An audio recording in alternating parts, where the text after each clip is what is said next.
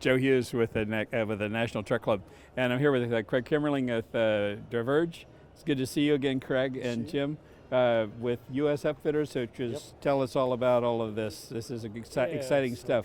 So, Joe, we were recently acquired by Driverge in December, and we joined their team, and we're 4 months in now, and we have a great horizon in front of us. So we're meshing very well. Everything's going good. That's great. And we're. And you're based in the Chicago area. In Chicago. We have a location in Milwaukee. We're up in Denver and in DC. Oh my. Okay.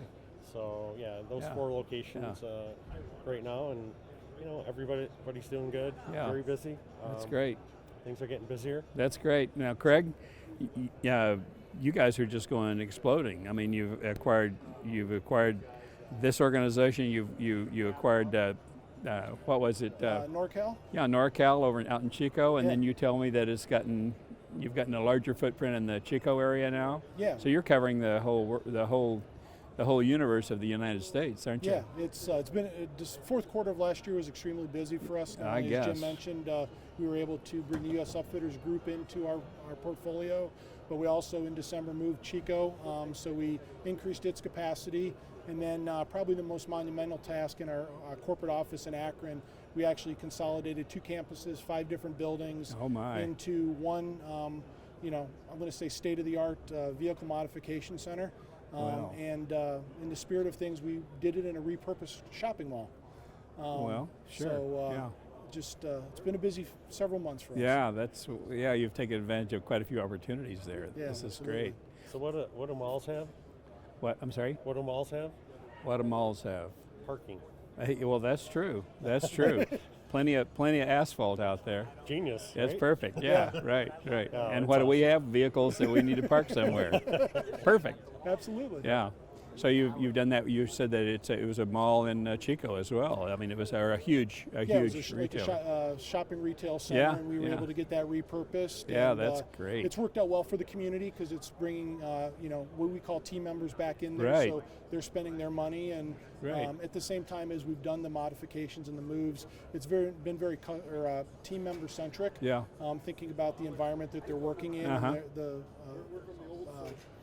the amenities that they have. So it's worked out really well for us. Yeah, that's great. Yeah. Are you guys involved with working on e-transits yet? Have you done any of that work? Yeah, Jim's built a few. I think you've done some e-pickup trucks too, haven't you? Yeah, we've done a lot with Rivian already.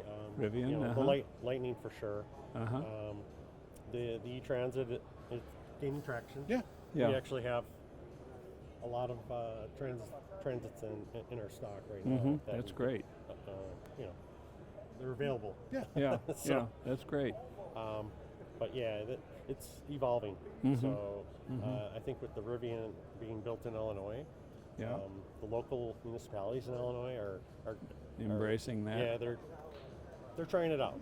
Everybody's dabbling. Right Oh, now. sure. Right. So I think as they dabble and they try different platforms, I mean, we're going to be there to service whatever platform it is. Right.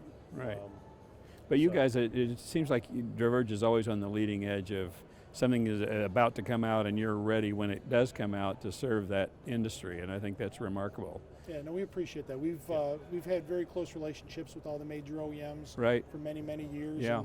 And, we value them. I think they value us. Yeah, and for sure. We just work really well together. Yeah. And that's really what brought us to the plate was, their access to the chassis and giving us that access. Sure. It allowed us to remain relevant in a changing world. So, right. We're going to grow with that access, and good things are going to happen. Yeah. In the future, so. Adaptation is what it's all about. Right. I mean, nothing is staying the same. Everything is changing, It's and all so changing. so just as you guys are changing, Yeah. and, Right. Expanding. Expanding. Right. We're Serving. excited to see that. Yep. I've been part of the Ford Truck Club in Chicago for many years. Oh, gee. And I personally go to all the meetings because that's where I can see everybody Exactly. in one room. Yeah. I don't have to make sales calls. I just go to the truck club. Right. And so the truck club to me is like huge. Yeah. And you know, we actually started the truck club in DC. That when I got into town, I started. There was no truck club, and we got the ball rolling. And we were meeting in a restaurant, an Italian restaurant, back in the '90s, in Laurel, Maryland. Okay. Yeah. And then from there, it grew. The GM Truck Club started, and the Washington Truck Club started. Yeah. Mm-hmm. And so Yeah. that got the ball rolling. Mm-hmm.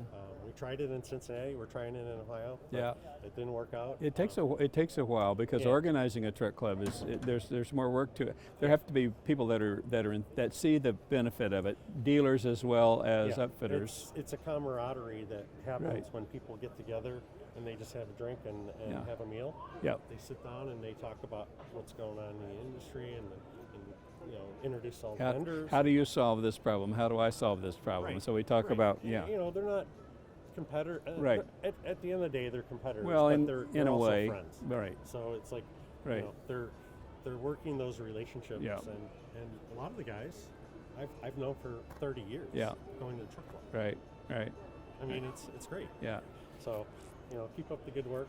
You know, it's. Yeah, we all learn by other people's experiences, and one of the things that we're trying to do in the magazine is I was telling a fellow that stopped me yesterday. He was with a dealership out of Kansas City, and he said he reads this article that I write every month or every issue of the magazine called Cup of Joe, and it's basically I intended it to be kind of similar to the old flying magazine, where there's always an article about I learned about flying from that, and it's a pilot telling about how he screwed something up. Okay.